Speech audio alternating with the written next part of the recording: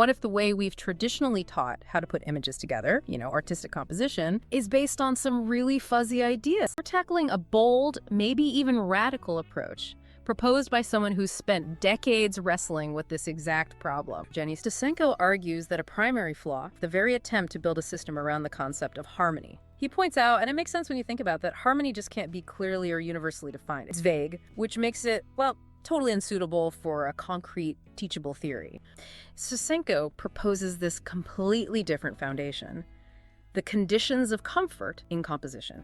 So composition isn't about making things look harmonious in some abstract way, but making the visual experience for the viewer's brain comfortable.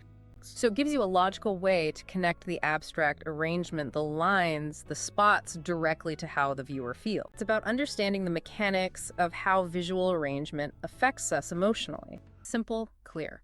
Now, here's a concept that often feels a bit poetic, maybe, in traditional art talk.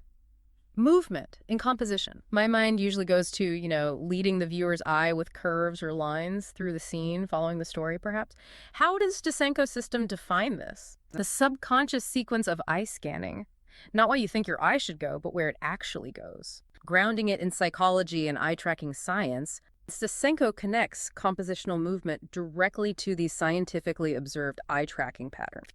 Okay, so if someone listening is intrigued by this whole idea, moving from subjective harmony to perceptual comfort, separating composition from story, grounding it in psychology and eye-tracking science, where can they learn the full system?